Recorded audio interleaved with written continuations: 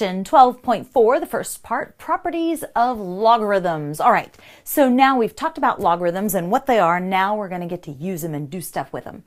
The inverse properties of logarithms, this is really pretty cool once you start seeing, oh yeah, this is really easy. If you've got a base b to a power that is a log, if the base of your exponent and the base of your log are the same, then your answer is simply the exponent. All right, and the same is true if you've got a log with a base and then the base of your exponent in your log that you're wanting is the same, then your answer is just the exponent. It really is as easy as that. And the reason for that is because of how this works with the way the logarithms are. So the exponent is your answer. So log base b of x equals the base is your base. So log the base is your base and the x is your answer. So these two are equivalent. All right. And it works the other way also. So when we're doing these, when I want to know, well, what is 3 of log base 3 of 8? Well, the base is the same as the base of my log, so my answer is simply 8.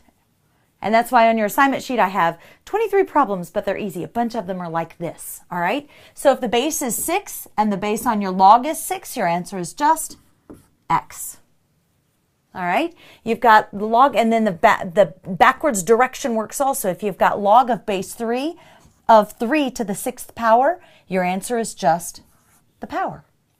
If you want to switch them around and work them like this, you sure can. But if you can recognize, oh, the base of my log is the same as the base of my exponent, my exponential form here, then the answer is just the exponent. You're done. All right, that's all you do on those. Very, very simple. If you can recognize those, that simplifies a lot of problems. All right. The next thing, we're going to also simplify using the product rule and the quotient rule. All right, we'll start with the product rule. The product rule says that if I've got a log with base b of two somethings that are multiplied together, then I can split those up and take the log of the first one, of my first factor, plus the log of my second factor, keeping the same base. And now that would mean that you can do it the other way around too. If you've got two logs with the same base and you're adding them together, then what you can do is multiply those logs, the numbers you're taking the logs of. Let's do some so you see what I mean. Here we go. So if I've given you this log and I want you to write it as a sum, what I simply mean is I want the log base 10 of x times y times z. So instead of, if you can't multiply all three of those together, you can separate them out and you can say, well, I want the log base 10 of x plus the log base 10 of y plus the log base 10 of z. That's it, you're done. You don't have to solve anything or figure anything. You're kind of expanding that. All right, it's kind of like when we use the distributive power or distributive property, that type of idea. Okay, so in this one, same thing. You've got two factors, and don't get confused by the plus. If you've added something, you've got to keep that together. Remember, binomials stick together. They have to stay together. You can't separate them. All right, but if you're multiplying, that's where the product rule comes in. So if you're multiplying, that's where you're going to divide it. So with this one, you've got log base b of x, and then you're multiplying by this, so we can add the logs of each of them, plus log with the same base of this other factor, x plus 3. And that's it. Split them apart. Okay, so all you have to do is determine, well, what parts are multiplied, split those into separate parts, and add them all together.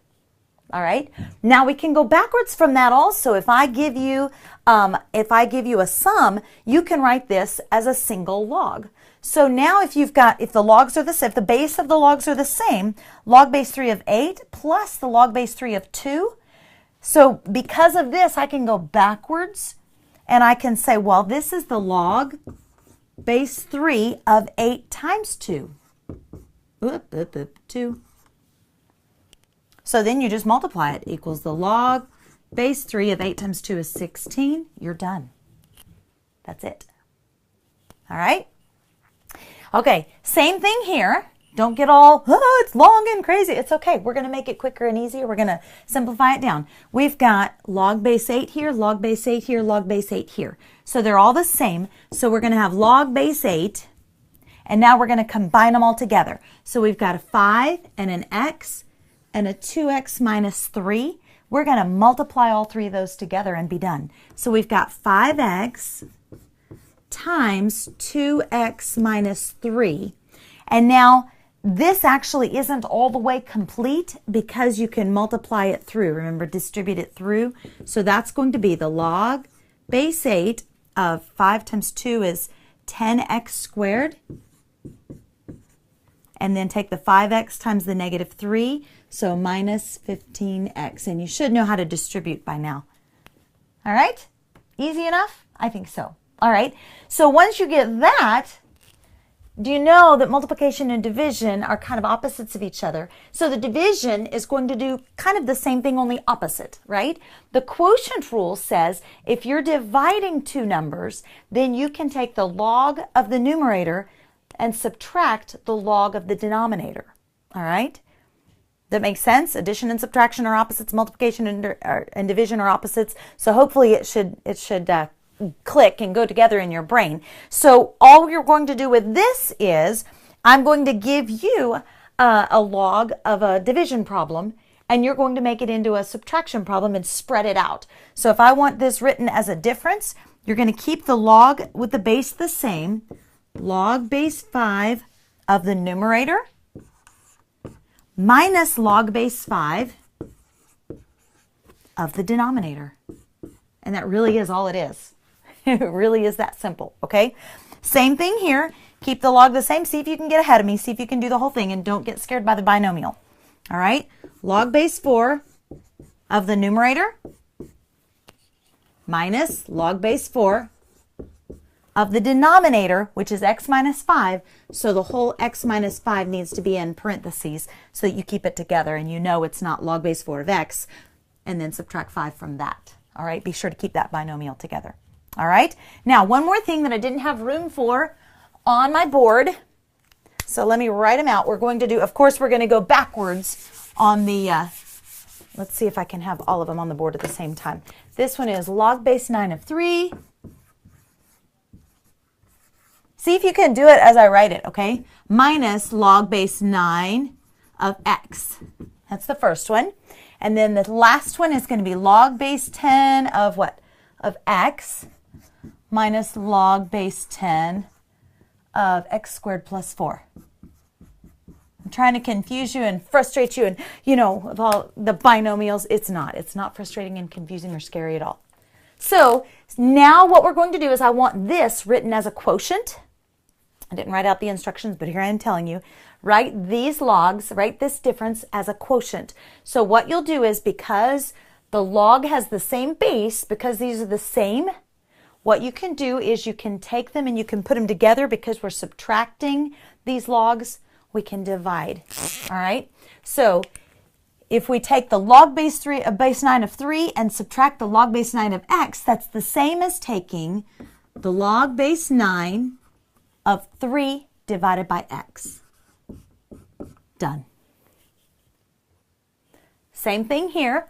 The logs are the same, so log base 10, x is your numerator, and subtracting, so your denominator is x squared plus 4. That's it. That's all on these. So it really is. That's why you've got 23, I think 23 problems, but they'll go quick and easy. They're really fast. There's no computation at all, and I think you got this. Quick and easy lesson. Have fun. See you soon.